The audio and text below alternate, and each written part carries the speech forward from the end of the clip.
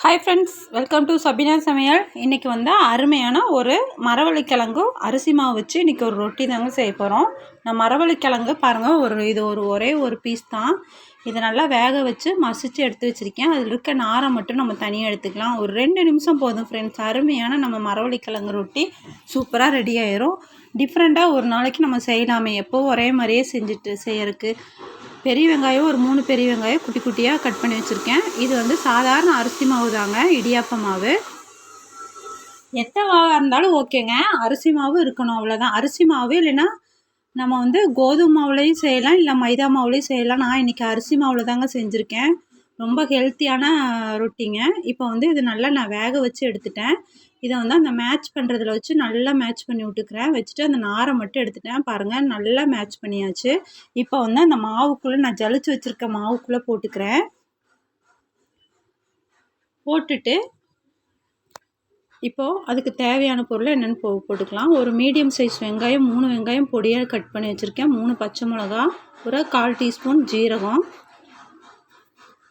மல்லித்தலை கட் பண்ணி பொடியாக கட் பண்ணது ஒரு கைப்பிடி, தேங்காய் வந்து ஒரு அரை மூடி தேங்காய் நான் துருவி எடுத்து வச்சுருக்கேன். இப்போ அந்த தேங்காயும் போட்டு தேவையான அளவு உப்பு, இவ்வளோ தாங்க இதுக்கு தேவையான பொருள். போட்டு டக்குன்னு நம்ம ஹெல்த்தியான நம்ம மரவள்ளிக்கிழங்கு ரொட்டி சூப்பராக குழந்தைங்களுக்கு செஞ்சு கொடுத்தா ரொம்ப விரும்பி சாப்பிடுவாங்க. கொஞ்சம் கொஞ்சமாக தண்ணி ஊற்றி நம்ம நல்லா பிசைஞ்சு எடுத்துக்கலாம். அதிகமாக ஊற்றினோம்னாலும் நம்மளுக்கு வந்து அந்த ரொட்டி தட்டுறதுக்கு வராது. இது பாருங்கள், இது கரெக்டான பதத்தில் நான் எடுத்து வச்சுருக்கேன்.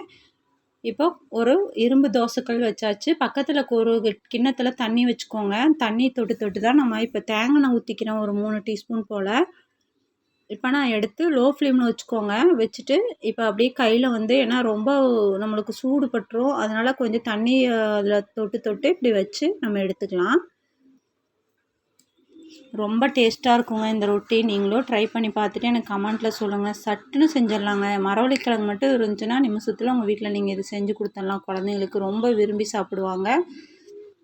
ரொம்ப சாஃப்டாக ரொம்ப டேஸ்ட்டான ரொட்டி. இதுக்கு வந்து கெட்டியாக தேங்காய் சட்னி இல்லைன்னா கார சட்னிக்கும் கூட அவ்வளோ இதாக இருக்காது.